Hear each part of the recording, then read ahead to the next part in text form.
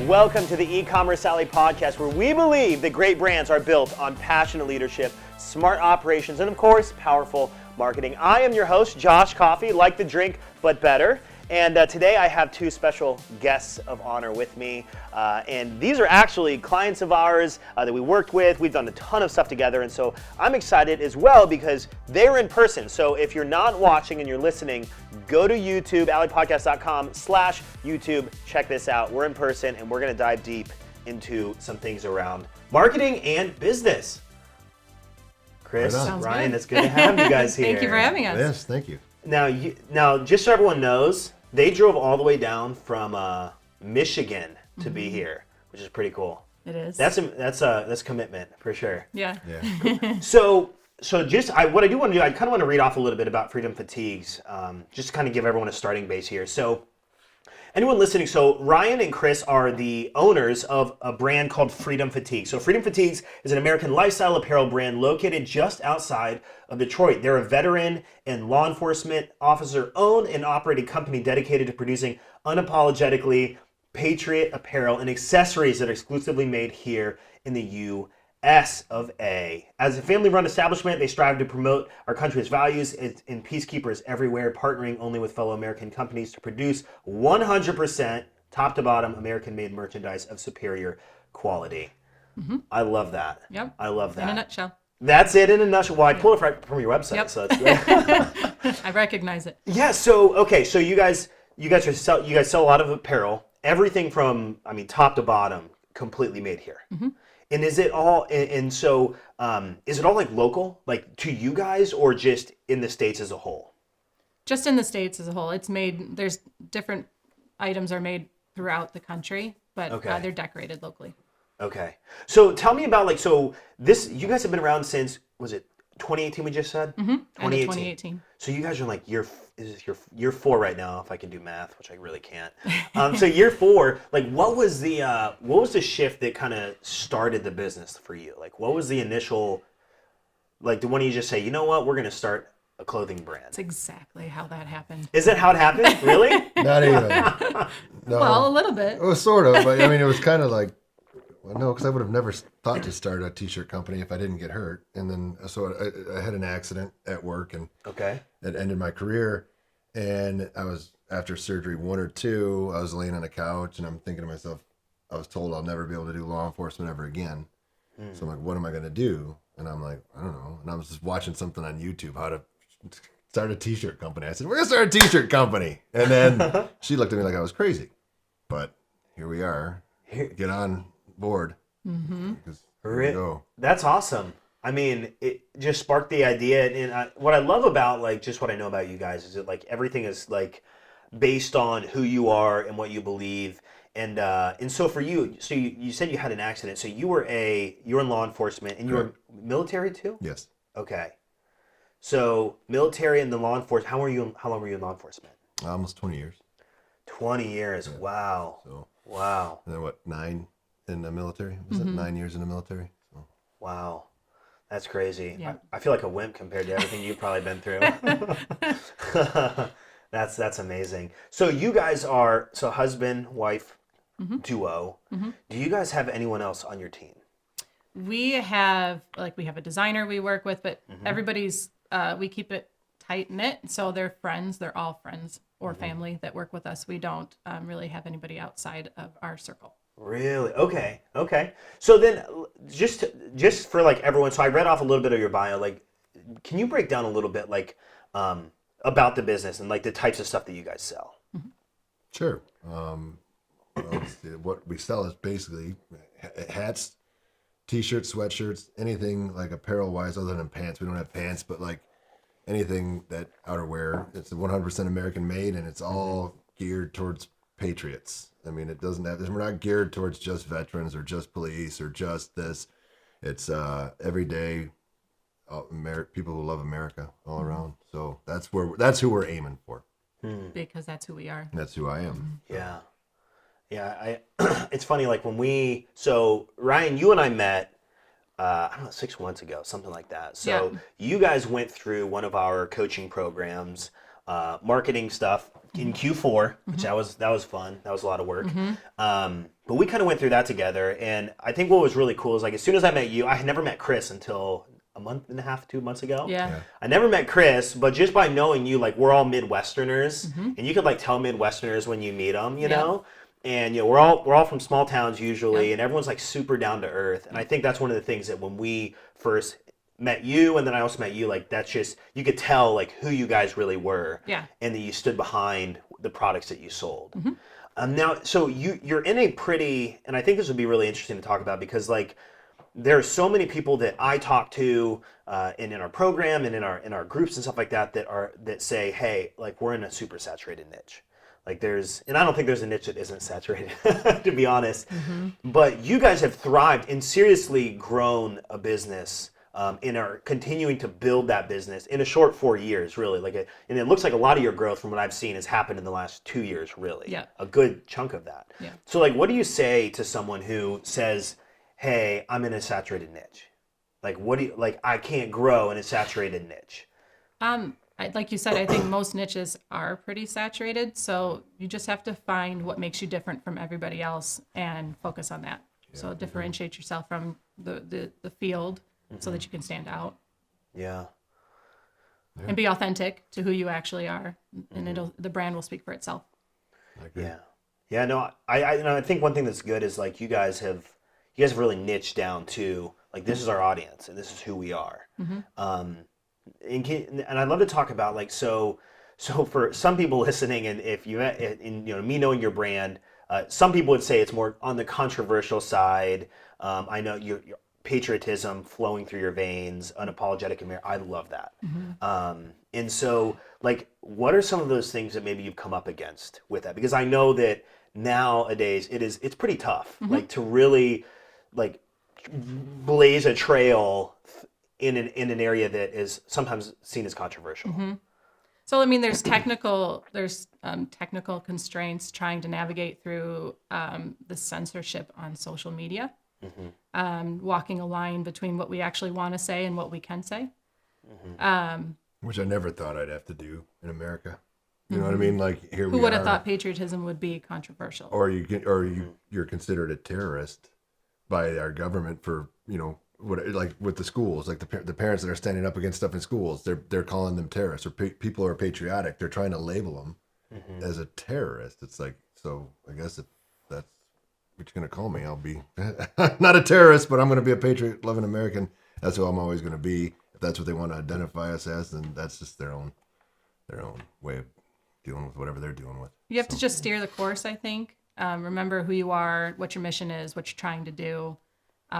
And work within the confines of what's given to you. So unfortunately, there are confines on social media, but we do have to work within those as much as we can and still be authentic at the same time. Yeah. I think that's a challenge too. Like there's certain things that, we might believe or that we really stand by our products too. And I know that other people, but you also need to abide by the rules of some of these platforms, which, I think of some of the unadvertisable niches. Like I think of CBD. I think of like a lot of supplements are really just, it's hard. They're restricted because you can't make anything that sounds like a promise at all. You can't even like mention arthritis, or you can't mention certain words. I think of firearm companies and just some of those like more restricted areas that they all kind of go through that. And so what I think is really unique is like you guys, I feel like at the end of the day, like you have to have this conviction to say we're pressing forward. Like we'll abide by the rules because we have to, and this is what we'll do. Like we'll be okay with that. But we're going to continue pressing on. Now tell me about, so when you guys started, and you weren't, as far as like sourcing products, it sounds like you've kind of like upgraded over time to like different kinds of models. Like, so what did you start with when you first began your journey from like sourcing products? So it was the typical journey of start your t-shirt brand, so it was drop shipping, DTG printing.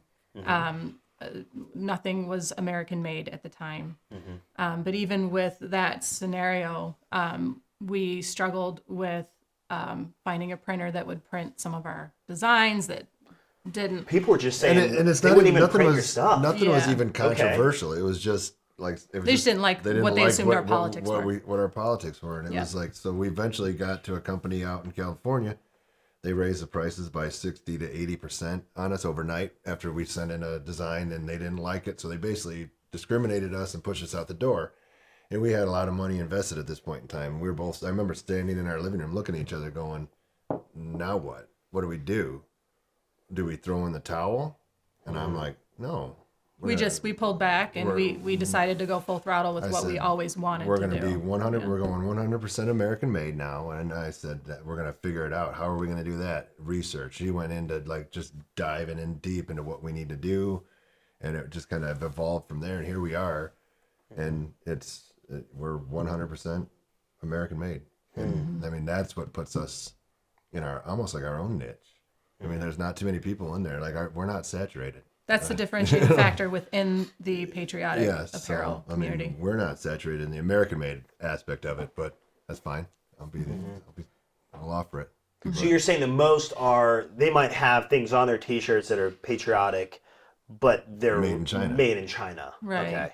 So that's really your guys' like your largest unique point is everything is made here. Yeah.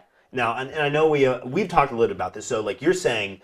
You said, I forget the one-liner. It's like knit, sewn, bag. Knit, I forget cut, sewn, dyed. Knit, cut, sewn. Like literally everything is made here. Right. That's pretty impressive. Like even the bags.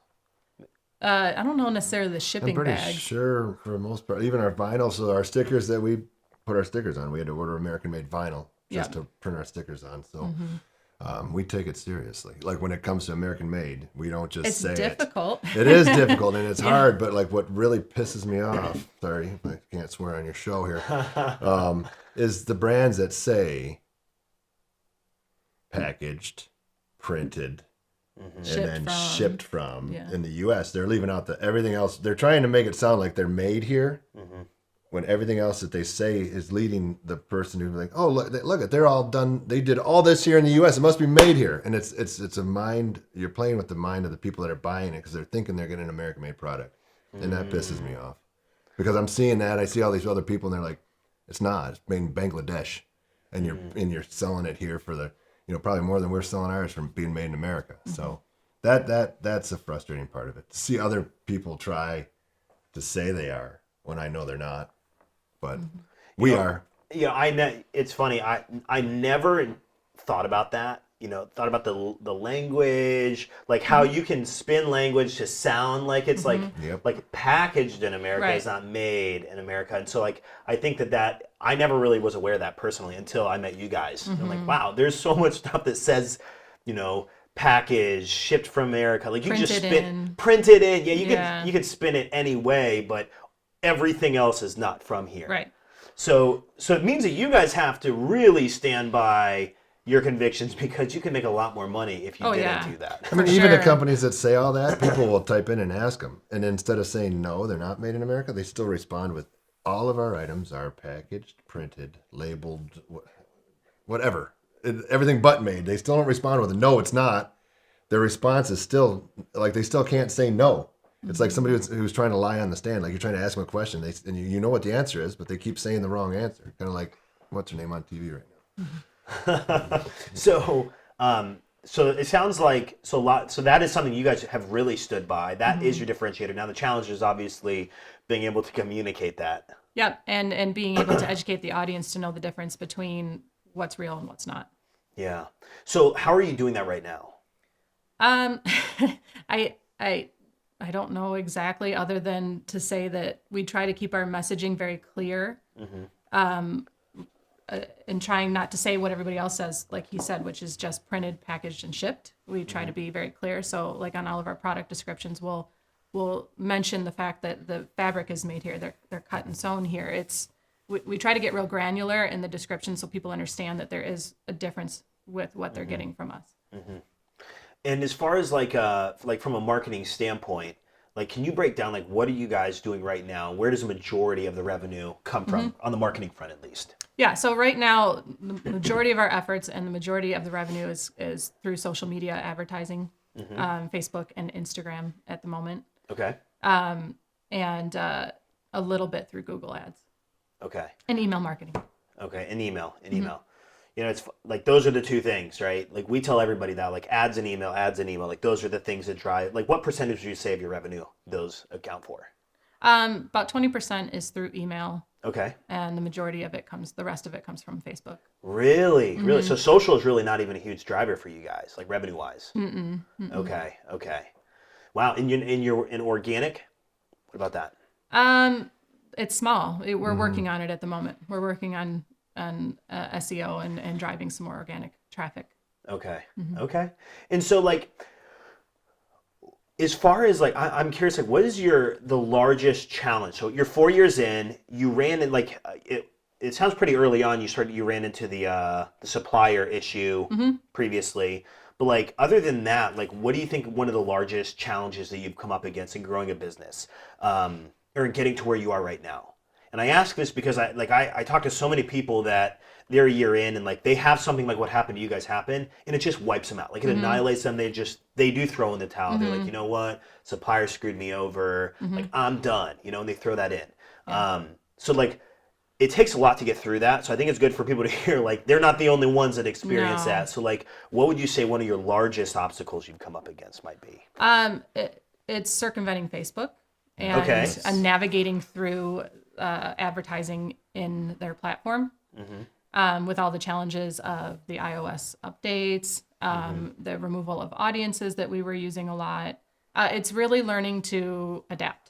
And the fact that we're not selling I Love Liberal shirts. That's it. We're not selling a shirt that says I Love Liberals on it. And it's like, that would, like, if that was the case, Facebook would probably put it right up in the front, But we're patriotic, and it seems to me that when we're fighting an uphill battle, just being a patriotic American, because they don't necessarily like what we're about and what we stand for. And if that's just being an American, then it's almost like you want to say, give them a big bird to them, but you can't, because you gotta play the game. And it's a crappy game. I wish I didn't have to play it. Like if you could have like the other social medias that are coming out, say what you want. I don't care what other people are saying. Just let everybody have a place of free speech where you're not censored. Yeah. And then we got Musk working on that right now. But do I think he's a savior for it? No. Something's got to be done dynamically over the whole, everywhere on social media, and so that you don't have people like me and her going, we got to be careful what we say. Not because we're gonna like hurt somebody's feelings. We love our country, and sorry that offends you. If you don't like it, then say bad things on your. It's navigating the culture for sure, and then the technical hurdles that come along with that on the platforms. Yeah, that's definitely tough. What are you guys working on next? Like, what's the next big push you guys are doing in the business? Growth. Yep. Okay. Yeah, it's we'd like to see more growth in the face of these struggles. So. And now we have the ability to grow, as before we didn't. But like we're in a position now where we have the room, the space, the team, the people. Right. So we're poised. Gotcha. And what do you mean by that? Like the room, the people, and our actual operation. We have a team of we have printers, we have fulfillment center that we're working with. Everything's on in-house right there, and it's just we have the ability to grow. We go from 1,500 square feet to almost 25,000 square feet, so we have room to expand. So it's quite a bit different.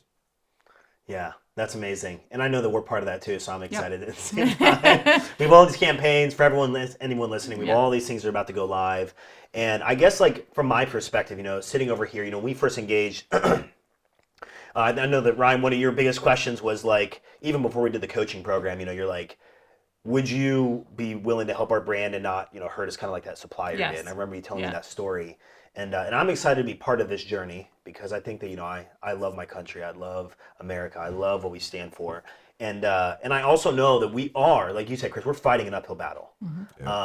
And it's not going to stop. We're just flat out in a niche that is an uphill battle.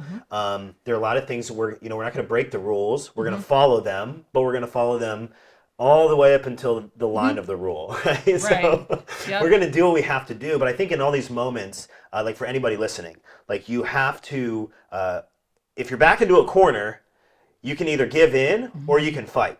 right? You're either forward or you're going to coward. Right. And so I think that I think all of our mindset is in that, like, we're going to fight. We're going to fight for what we believe, for the products, for the convictions that we have. And then also, we're going to we will figure it out. I don't know what it's going to look like. We don't know what audiences we can or can't target. Right. I know across the board, there were so many audiences removed in the last 3-4 months. But we're going to find the ones that work. We're going to find the ads that work. We're going to find the products that really work, and we're going to keep pushing forward. And I think that's the biggest takeaway from all of this. Like, one thing I've learned about you guys is you guys don't give up. No. I know before we chatted right here, we were even talking about how you were moving to a new company that you're partnering with a lot of fulfillment stuff. You ran into bumps and hurdles through that, and even those moments are tricky, but you've navigated through those, and now, we're, like you said, we're poised and we're in a good spot. Right. And I think that perseverance is not quitting is just the biggest part of winning. Absolutely. You're never going to win if you quit. Yeah. You can't succeed if you give up on it. Yeah. I think that I coach people all the time. I talk to people all the time that they have one little thing and it just sets them over. Like, I can't get this to work. Can't get this ad to work. Or I can't get whatever that is. And it's so easy. It's easy. The easy route is giving up. Right. And so you guys are in it because it's clear you believe in what you do. Yep. And I do too. Yeah. So awesome. Well, just so anyone knows, if you want to see Ryann and Chris's company, Freedom Fatigues, I mean, that's just the handle, right? On social media. Yep. Freedom Fatigues. Yep. I'm curious, like, the name. Can you explain the name to me real quick? I never have asked this before. Freedom Fatigues. Let you do that one. No, this was actually it was you were the one that came up with it. Right. So I'd say we had a bunch of, I can't even remember now what we had. I mean, at the time I was going through surgery, so it was in between. Like, I was probably on some sort of narcotic when I was done. That's probably how this whole thing started. I was on narcotics and I'm like, let's start a t-shirt company. It's going to be great. And here we are 4 years later. It's great. Trust me. But it was a lot of ups and downs, a lot of, oh my gosh, what are we doing?